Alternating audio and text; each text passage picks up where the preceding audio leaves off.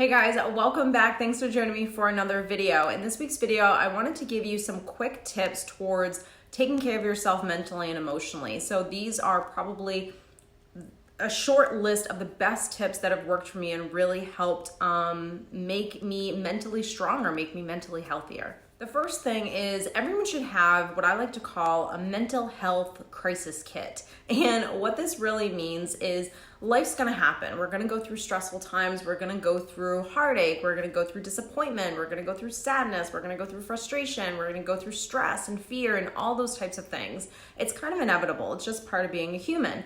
And knowing, really understanding who you are and what works best for you to help you during those times. So I always have kind of like my list, my emergency kit, right? It's my first aid kit that I kind of keep in the background. And I know when I'm feeling a certain way, these are the things that I should probably start focusing on and doing to help myself kind of get out of whatever it is that I'm going through, whether it's a funk, whether it's stress, whether it's anxiety, etc. So your crisis kit is kind of like your, in case of emergency, tools. And so it can be a ton of different things. So I would honestly consider sitting down, making a list of what are the things that really help me when I'm going through certain things in my life, whether it's stress, fear, anxiety, panic attacks, etc. Perhaps you actually do take medication for some things. That would be on the list. Perhaps you enjoy taking a bath with Epsom salt. Maybe that's on the list. Taking a walk in nature, doing acupuncture, listening to a podcast. Who are the podcasts that you enjoy? Working out, getting more rest. So make a list of all the things that allow you to really take care of yourself, both mentally, emotionally, physically, and spiritually. And as you go through this list of mental, emotional, physical, and spiritual, underneath all of those, you want to kind of just think of, okay, well, what would help me to be more spiritual? Or, what would help me to really take care of myself emotionally? Doing affirmations, it's something that's an emotional thing, right? It's going to help you to maintain a good emotional well-being. Your mental health, I always say feeding your mind, constantly feeding your mind, whether that's reading books, whether that's listening to a podcast, listening to a motivational speaker. So you kind of have to know what works best for you. What works for me is not going to always work for you, because it's not going to always be what your driving force is, may not be my driving force, and etc. So you just want to really start to know yourself and understand yourself. That way okay, when I'm in the midst of a panic attack, what do I do? When I'm in the midst of anxiety and I can't get the mind to just listen and focus, what do I do? When I'm starting to feel stress, what do I do? When I'm starting to feel fear come over me and I don't want to take action towards something, what do I do? So asking yourself those questions and just being able to have a conversation with yourself where you can be honest with yourself. What would I need right now that would really help me during this time? And a lot of this really is just experimentation. You just have to experiment and see what really works for you. I have to say that was probably the biggest thing for me that really helped me to learn how to take care of myself. So now, and I always say this to people, when you know that no matter what happens to you, even though you don't want to go through uncomfortable things or pain or anything like that, but that you do know that it is a part of life, and that no matter what happens to you, that you're going to be okay, that you know how to take care of yourself. This is what I'm talking about. The fact that you need to know how to take care of yourself mentally, emotionally, physically, and spiritually is really huge. And when you trust yourself to be able to take care of yourself, you won't fear being alone. You won't fear not being in a relationship. And it's a very empowering thing once you do know how to do this for yourself. The next thing that really helped me as I was learning how to become mentally and emotionally healthier and stronger was letting go of the perfectionism. Now, I can't raise my hand and say that I'm not a perfectionist, but I am very much aware as to when it actually starts to take over. And that is huge. Mindfulness is always the biggest thing that will help you in any aspect of life, is you being mindful as to, okay, what are the things that I need to work on? What am I saying to myself right now that's making me feel crappy? Being present, all of those types of things. But the perfectionism is something that you gotta really throw out the window, because literally it doesn't exist.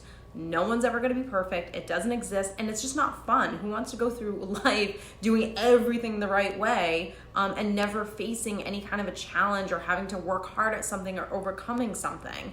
As much as we don't want to go through those things, we do know that when we get through them and we're on the other side of anything, it does feel amazing. It feels great. It's a huge empowerment and a huge high that you get off of knowing, wow, I got through that. I'm a badass. So stop being so hard on yourself. Stop expecting your body to look a certain way, you to be in a certain place in your life. Let go of the need to want to fix everything about you, and just really love yourself for who you are in this moment, because you're a human being, and we all deserve that nurturing, that love, that compassion that we give everyone else in our lives, and we need to be able to give it to ourselves. So really learning how to self-nurture yourself and allow yourself to be a human being is kind of a big thing. The next thing is changing your outlook on your life. This again wasn't something that I always struggled with, but it was something that I saw a lot of people struggle with, where their outlook on their future seemed so grim because of possibly, stuff that was going on inside themselves in terms of low self-esteem and low confidence and things of that sort, or possibly even some of the pain from their past that they had to endure, whether that was family members, parents, siblings, friends, someone betrayed you, your spouse left you, or whatever the case is. Because of something that you've been through, you then live in a space as what has happened to me was so awful, and life's never going to be good because I went through something like that. And so changing your attitude on life is really you knowing and feeling inside that you're going to be okay, that you have control over your life, that you can actually create the life that you want. And what life do you want for yourself? Having that type of empowerment, we all have that within ourselves, but a lot of the times we get stuck in this negative cycle of habitual thinking that doesn't serve us. And being able to say, you know what? My only goal for 2020 is straight up changing my mindset. Focusing every single day on what am I telling myself, and being aware of the thoughts that you're thinking, and nipping in the butt every single time you say something or you think something that is, pushing you back towards you feeling good. It's hard work. That is hard work. And I always tell people, if you sign up to do this kind of stuff, number one, it will change your life. You will feel amazing. It's the best thing that you can ever do for yourself, but it legit is no joke. It's the hardest thing that you'll ever have to do, because you're trying to transform a lot of old habits, old programming that has been embedded in you for years. Is it doable? Yes, it is, but it takes work. It takes effort every single day. So, if right now you're going through a tough spot and you're single or whatever the case is, this is your time to only focus on your mental health, on you learning how to be mentally healthy and emotionally healthy. That's it. So as much as you can every single day, welcome being alone and welcome tackling all of the kind of demons that are going on inside that will allow you to feel everything that you want to feel that happiness, have the career that you want, have the relationship you really want to attract. It really just starts with you. The next thing is self-parenting. I talk about this all the time, but self-parenting is basically the process of you having an inner dialogue with yourself. So when you can have a dialogue with yourself where you're talking to your fear, you got fear on one side and you got the real you on the other side, the part of you that's unconditional love, knows how to motivate you, believes in you, knows that you can do it, knows you're a good person. I always like to say you always have a good angel and a bad angel, and you're kind of in the middle and you're trying to mediate this conversation that's going on between these two voices. Being able to understand that whole process is that process called self-parenting that I like to call it. And being able to do that for yourself, it will literally change your entire life.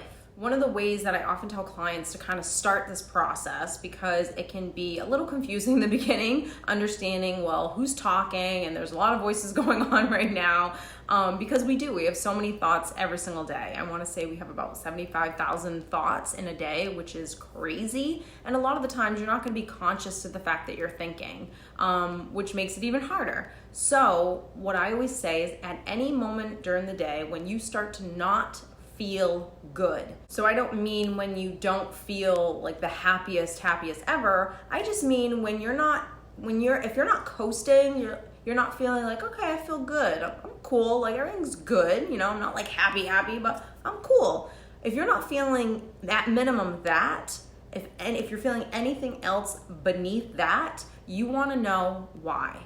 Why am I feeling that way? And journaling is something that really helps you to kind of like unleash what's going on. So if you know that you're not feeling at that minimum level, at that bare level of like contentment, then if you ask yourself, okay, well, why don't I feel that way? A lot of the times, because you haven't done this work, you haven't built a relationship with yourself, meaning there's a part of you that doesn't trust you because you probably always shame yourself and make yourself feel guilty, etc., that when you ask yourself, hey, why do you feel this way? Nothing's really gonna come up. Or you might get, I'm fine, everything's fine. I don't know why I feel that way. Just like you would if you were having a discussion with a partner that you don't really trust with your feelings because oftentimes they shame you. If that's the case, what are you always gonna say to that person? I'm cool, everything's fine, because you know they're not gonna understand. They're not gonna be able to be there for you. And it's no different with a relationship within yourself. So being able to journal and kind of write down, why do you feel this way? There's something about that process that just unleashes everything that's going on in your mental space, right? Or in your emotional space, in your heart space. So why do you feel that way? I always say, if something comes back, if when you ask yourself, why do you feel that way? And what comes back is, I don't know. Keeping that why going. Why? Why don't you know? What's wrong? What's bothering you? Always coming from a place of concern. Think about someone that you really, really love. If you just knew just by looking at them that they're going through something, you can tell by the look on their face, and they keep lying to you. They keep telling you, I'm fine, everything's fine, and you know they're not fine. What would you do? Would you just let them go? Or would you keep being concerned? Would you keep loving them to say, I feel like something's wrong. I'm here for you.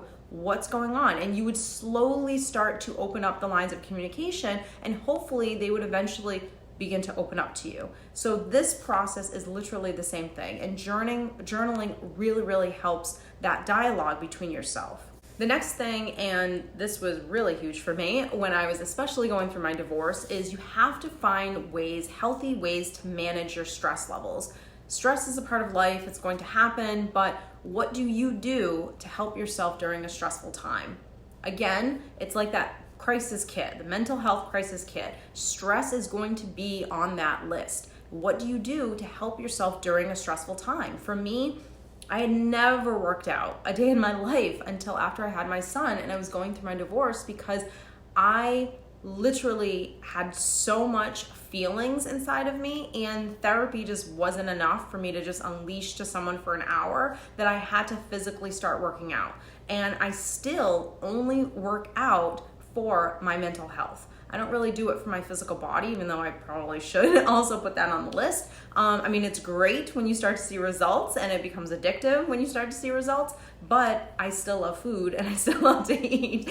But a lot of it, I just know I feel stressed right now. I need to go for a run. I need to go for a walk. I need to be in nature, not just the physical part of stress and handling, your physical body when you are going through a stressful time, but knowing, what do I need to give myself? Maybe you need to plan a trip. Maybe you need to just take a nap today and really rest. I always say the best thing you can ever do for yourself to really start taking care of yourself is asking yourself every single day, what do I need today? Because what you're going through today is usually something that you went through yesterday, meaning if you went through a stressful day yesterday, it's going to carry over a little bit into today, meaning you might need to take care of yourself a little bit, because maybe yesterday you didn't because you focused on the kids, or you worked 12 hours that day and it was a stressful day at work, whatever it is. So it's going to carry over a little bit into your next day. And so always staying in tune with yourself to what do you need today that will allow you to be at your best. That is really you taking care of yourself right there. That is mental health.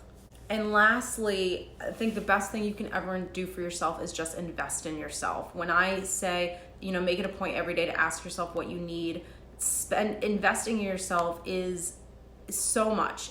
Give yourself time to take care of yourself. financially invest in yourself, whether that is coaching, whether that is a personal trainer, whether that is a gym membership, whether that is taking a pottery class that you've always wanted to do and starting a new hobby, like whether it's taking tennis lessons, whatever it is, invest in going on a trip with friends, giving yourself time away from day-to-day mundane things of life or work or stress or whatever. You deserve the vacation, and you deserve, going to a nice gym and having someone tell you what to do so you can get your physical body where you want it to be. Love yourself enough to give yourself whatever it is that you can possibly give yourself, to show yourself that you're worth it. So I hope you guys have enjoyed this video. If you did, please give it a thumbs up, and don't forget to click subscribe. If you are interested in doing any private coaching with me, I will link everything down below. You can contact me there. If you are interested as well in my 9-week online course, it's basically me coaching you online. I will also link that down below so you can read about what goes into my course as well as private coaching. So I will see you next week.